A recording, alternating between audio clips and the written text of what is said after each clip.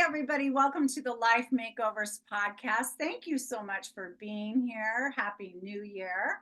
It's your lucky day today and mine too, because I have with me Sagendorph-Moon, and I can't wait for you to meet her and hear all about her philosophies about aging and all kinds of other wonderful gems she has in store for us today. So hello, Anne. Thank you for being here. Tell us about yourself. What do you want the audience to know? Okay, well, first, since you do makeovers with women, I want them to know that I'm 77. That's very important. Oh my gosh, yes. And people, if you're just listening to this, you need to go to my YouTube channel and see this podcast. All my podcasts are video also on YouTube, and see this 77-year-old who looks like she's not a day over 60, maybe. I don't know. You look a lot younger than 77 to me. That's good. And I don't use Botox and, all those things. Let's see. I've been a business coach for 30 years or longer, actually, but around 30 years. And, but I'm also a color and style specialist. I do color palettes of in the legacy and heritage of Suzanne Cagle, who was the person who learned and taught us skin, hair, and eyes are what make up color. And then I'm also a pendulum healer, a Reiki master, and a certified sound healer. So I've been a magician for like a very long time and a metaphysician for a long time. So I think that's, my introduction. Is that it? Just those 6 or 7 things? Yeah, let me tell you what's hard about doing 6 or 7 things. Feeling congruent when you market. I bet. In fact, let me say something about that, because I think it's really important. What brings my work together, on the website, we say the way of wealth and wellness. And coming home to yourself through business, color, and sound. Now, I mean, there's all sorts of other parts of it, but what is really important to me is that people come home to themselves. That's the hardest thing, especially with the internet, because everybody thinks they're supposed to be doing a million things on the internet or social media or whatever, and they sometimes lose themselves. And if there's anything that I do, it's bring people home to the truth of themselves. And that makes success so much easier. I love what you just said. And actually, literally this morning, earlier today, I had a conversation with a coaching client of mine, a woman in midlife, who was saying she is going to reduce the amount of time she spends scrolling on social media, because she said it's all about capitalism. There's a bunch of selling going on, and it's like people are trying to tell us how to clean our houses and how to live our lives and how to and it's just noisy, and it's there's a comparison game going on there. I mean, all these things that feel very upsetting. She says she looks for mentors, a few chosen mentors that she really wants to listen to. But yeah, I love that you bring people to the truth of themselves. I hope that's what I'm doing in my coaching business as well. You have a lot of different gifts and talents to bring them to themselves, but what else do you want to say about that? Yeah, I think it's so important. I remember Deepak Chopra once said, guru, G-U-R-U. Yes, I've heard that. Yes. You. Who are you? Yes. Which I think is hilarious and true. And it doesn't mean we're not supposed to have mentors, because I've had plenty. Because I'm a business coach, I'm always being coached. I feel good about that. But it's how we give our power up. So let me talk about what's important to me in business coaching. The first thing is that self-love is the foundation of a wealth-producing business. That is different from people who are rich, because rich people are often terrified they will lose their money. People who really are in the experience of wealth are many different levels of money. I have clients who are millionaires, and I have clients who are making 60,000 a year. But the wealth piece is, are you at peace? So it's not just about the dollars, it's Mm-mm. the wealth that we experience and joy in our lives and Yeah. satisfaction and being And having what you need and want, obviously. yes, yeah, The yeah. second thing is a calm nervous system is the true measure of success. A calm nervous system Is the true measure of success. is the true measure of success. And Wow. the third thing, and I'm actually going to look at what I wrote in my newest thing. Limiting beliefs are changed in the subconscious mind. You cannot stay in the vortex enough, say a million affirmations a day, Mhm. fake it till you make it. Beliefs need to be changed in the subconscious. And the way I do that is through working with the inner child, also with pendulum, also with Reiki, and also with sound.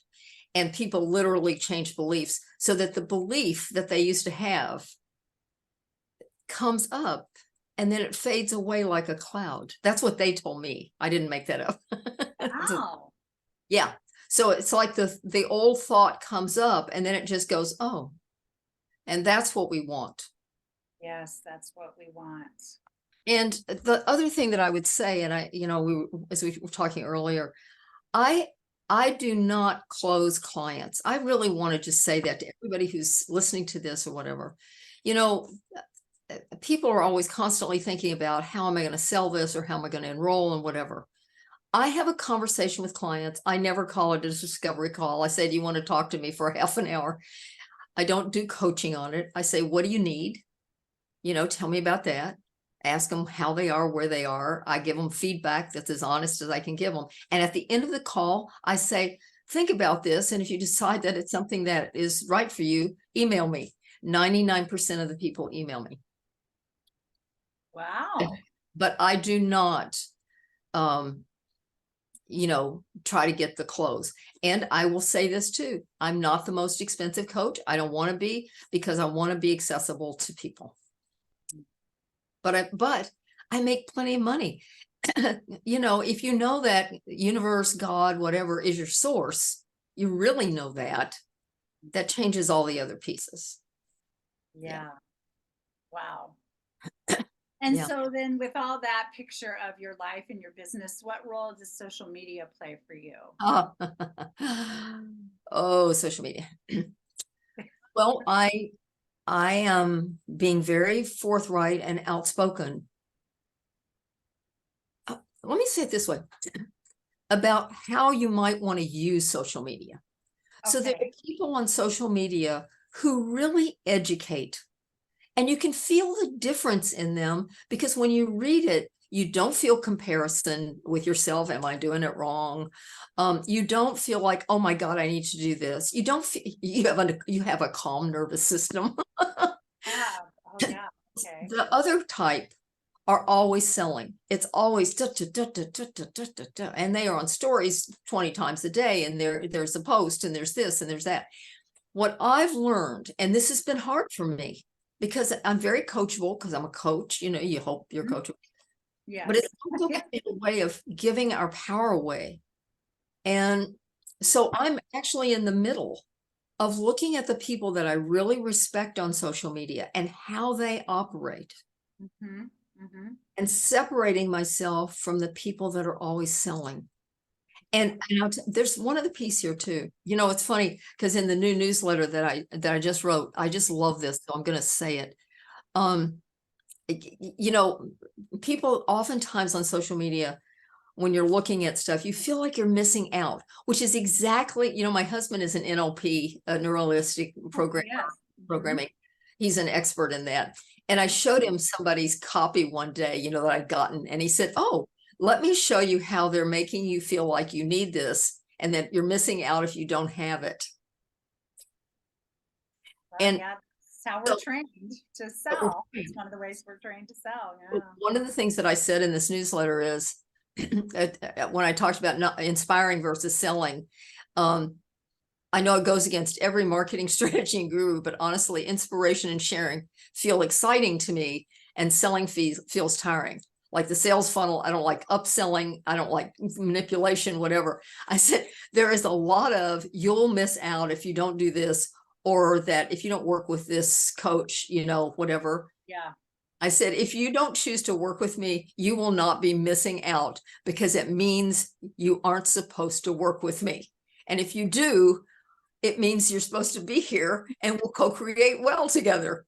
It's like, let's take the pressure off. What a great statement of faith that is too. Like it's a trust statement Yeah, that the clients that are meant to be with you will be with you, and the ones that aren't will not. they will not. And if you do enroll them, they will be a pain. Ah, well, Having done that in my old life when I was a young coach, boy. You know, I remember one time when I was coaching with a guy who was coaching me, and I said, "Oh my goodness, you know, I just had this client and he was terrible, and you know, he left and whatever." And my coach said, "Well, we could be washing dishes in a restaurant."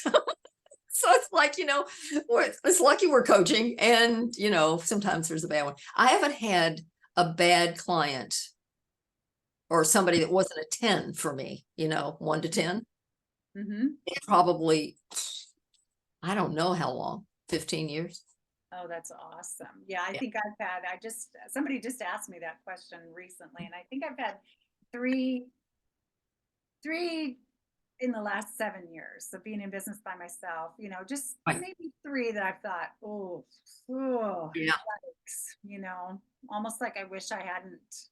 Well, you know, that's why I listen so hard in that little introduction that I might have with somebody to chat with them. Yeah. I can tell right away. If somebody says something to me, nobody does this anymore. Well, I want to make $1 million this year. I say to them, how much did you make this past year?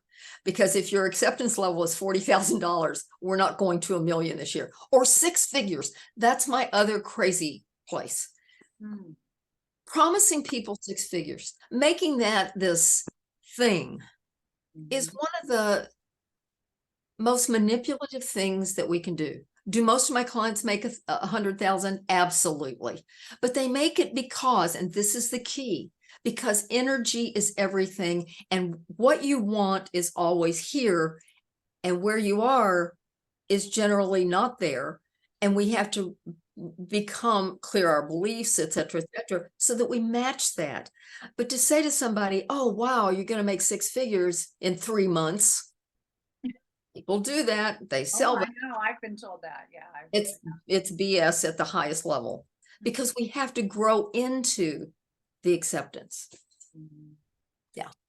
Yeah, so let's talk about how people can be healthy and enjoy the benefits of social media. Like, what do you think, like women in midlife right now who are just scrolling, they're on Pinterest, they're scrolling Instagram, they're just doing their thing, Yeah. looking for answers maybe in their lives, looking for inspiration in their lives.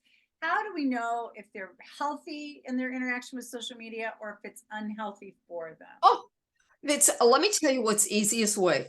Note it. I'm a somatically trained person. Okay. Whatever. Your body never lies to you. If Mm, you feel icky when you look at that person, don't look at them anymore. got it. If their message makes you feel comparing, I mean, you could go through and work through comparison forever, or you could realize that maybe they're being manipulative and you're thinking you don't have enough because that's the way they're putting it. Mhm. Get away from those people. Yep. So trust your gut. If it Yeah. doesn't feel good, go the You other know, direction. let me say one other thing too about this. You know, the way I talk about trusting your body is this. Remember when you were little and a parent, you know, Aunt Mary would be there or somebody would be there, and your mother would say, go kiss Aunt Mary goodbye. And Aunt Mary smelled funny and you didn't like her, but you would go kiss her goodbye. That's how you started losing the truth of your body. Oh, that is such a great point. Because we were all told to go kiss Aunt Mary when we didn't want to. Exactly. Oh Yeah. my gosh. So we Yeah. stopped trusting. The body always says yes or no. Okay. Wow. All right. So, how about aging? Because let's just repeat. You are 77 years old. Yeah. Oh, And I mean, you're one of my role models oh, because I'm 56. I want to be as vital, as beautiful on the inside and out, as contributing like you are. I want to be in charge of myself like you are. I want to be rocking and rolling, well into my 70s, like I believe you are. And I'll tell you, one of the things I hear from women in midlife all the time is they're scared to age. They're worried about illness. They're worried about like it's all downhill from here, aging, illness, death. And the other part that I hear all the time is I want to change, but it's too late for me, quote unquote. It's too late for me because I'm in my 40s, I'm in my 50s, I'm in my 60s. I hear this every day, I think, in business, just about every day of my life. And I am trying to debunk all that, but I want to know what you've got to say about it because you are 77 and you are in the truth of who you are, and you seem like a pretty happy, healthy person as far as I can see since I've known you. I'm pretty So happy. what do you have to say to women about that? Yeah. And I'm healthy too. Okay. I have several things. Let's start with information. Okay. So Carl Jung came up with the 7 faces of the soul.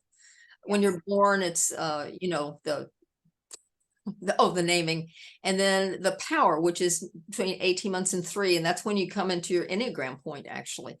And then there's eternal youth, where you think nothing bad will happen to you, and then you fly too close to the sun like Icarus, and you get the wounding in your teenage years, and you spend the next 40 years working through your shadow, the Mm, shadow time, if you work okay. it through. If you don't, Okay. you usually end up being bitter. So, and old. So you work between teenage years and 55 in the shadow. And then if you're working your shadow, and there's light shadow and dark shadow. And then there's the time of the double. The time of the double is when you begin to move into mastery. It starts at 55. You're not in mastery at 55. By the way, I learned this the hard way. I went, oh my God, I'm 55. Oh, now at 77, yeah, I'm in mastery. Okay. But Okay. that was 22 years because, you know, but this piece, and then the last is the remain, when the soul comes to get you. So, Okay. so I want to talk about this part. So first of all, your shadow is extremely important. And the dark shadow, I'm not doing that work right now here, but is really, really important. And also, let me just add in here, we have ego, we have negative ego, we have positive ego. Negative ego is the one that tells you, you're getting old, you're not pretty anymore, you're Mm. gonna It's too die. late for you, all that. It's Yeah. over for you. Just Right. think about this, folks who are listening to this. I became a certified pendulum healer, Reiki master, and sound healer in the last 2 years. Age Now, 75. yeah, exactly. Over the last 2 years. Now, and then, I mean, I'm trained by, again, Kate Hendricks. So I'm a Hendricks coach, and I'm trained in Hakomi, and, all sorts of things. But the important thing is that when you realize that becoming the goddess crone is not about you getting old and dying, it's about your real contribution, because you come into wisdom that no 34-year-old has, that's on, excuse my language, the effing Instagram. Ah. And we have to separate ourselves from that, because at 34, they're looking like they look, I mean, not just looking, but they're talking about things that 34-year-olds talk about. Right.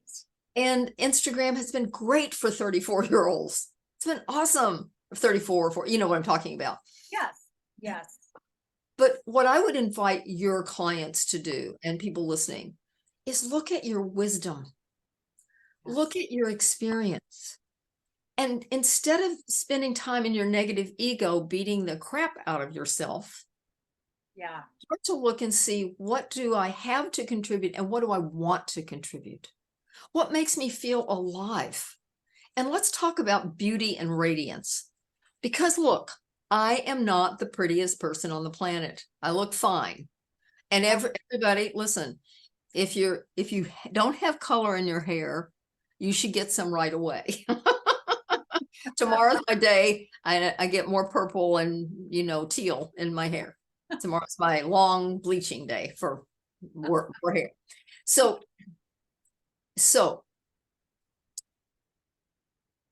we are here to realize that as the crone, this is the time we've been waiting for.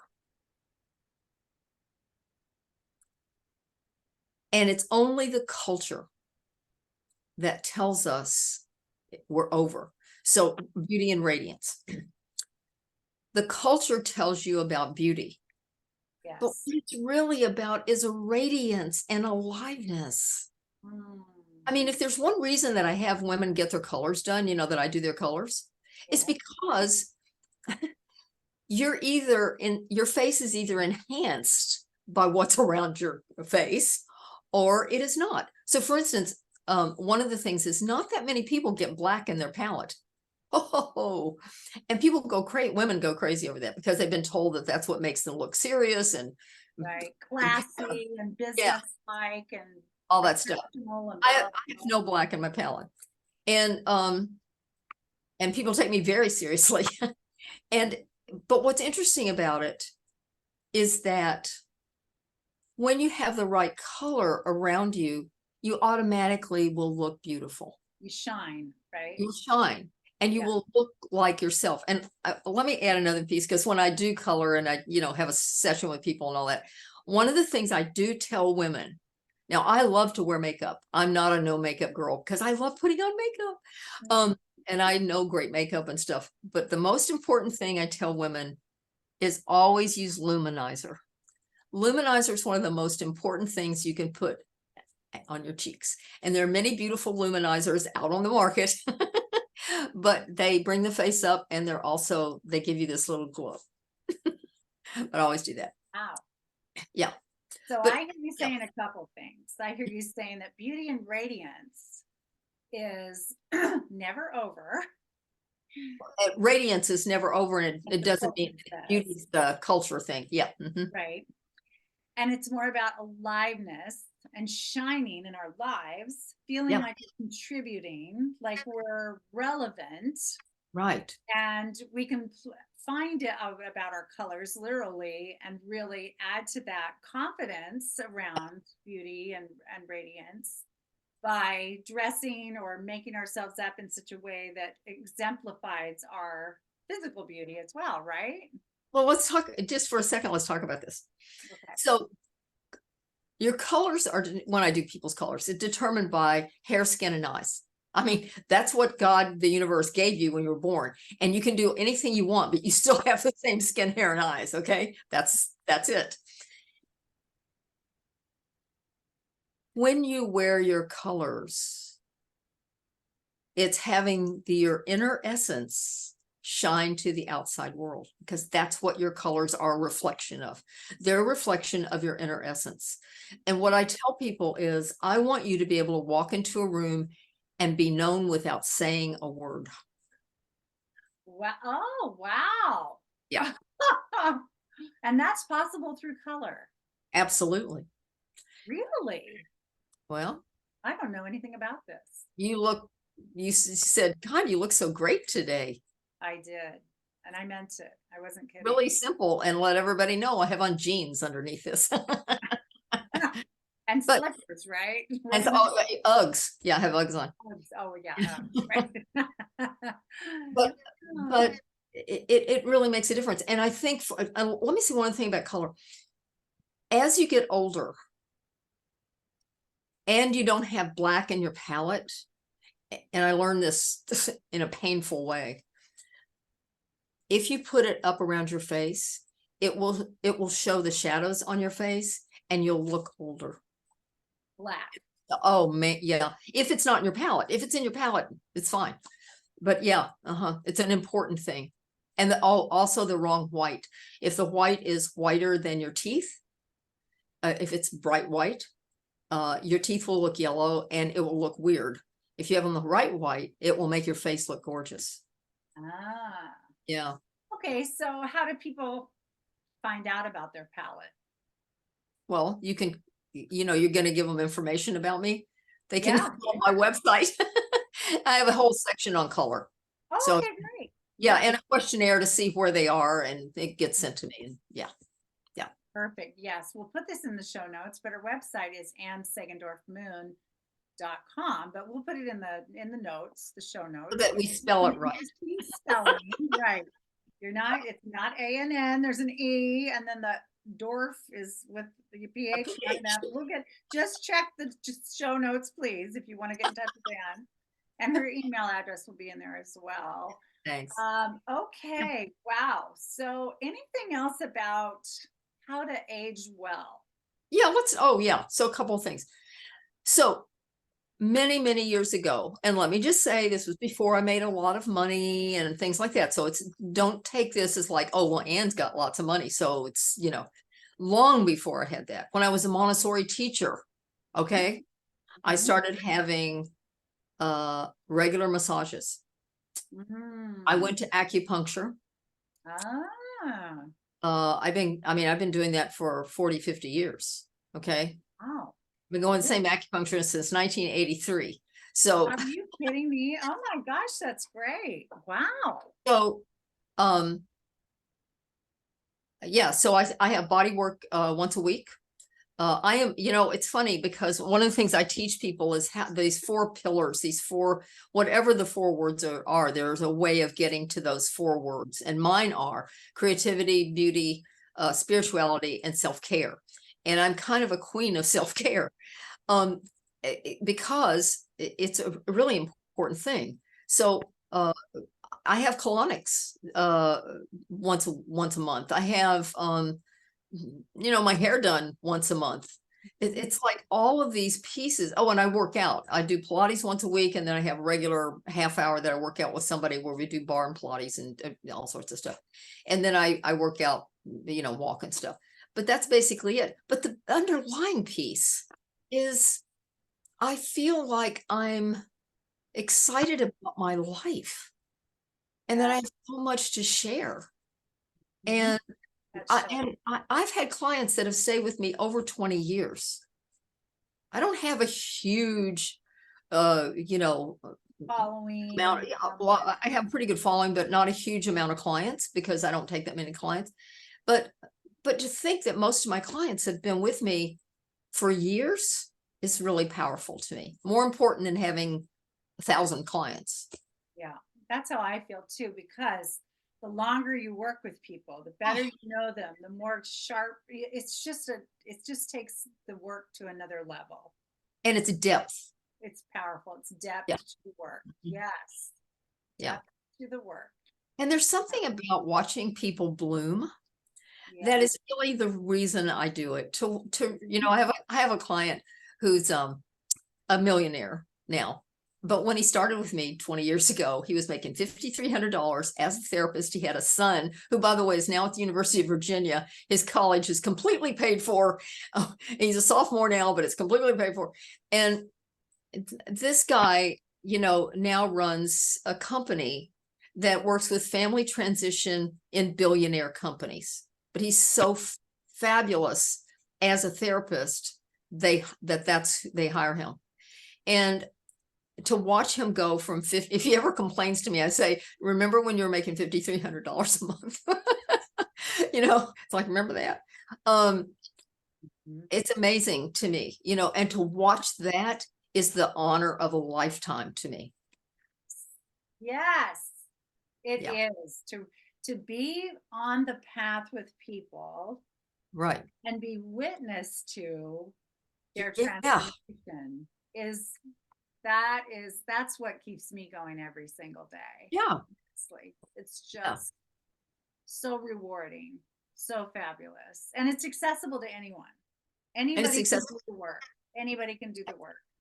So that's an encouragement, and that, I guess that's kind of a note to end on there, is that what I'm trying to say to people, every day, whether it's in my newsletter, it's on this podcast, it's in my coaching groups, my private coaching programs, conversations like this, guests I have join me like you, is everything you want is accessible to you, people. Yeah. If you just do the work, be yourself, do the work, and it will come. You can have anything.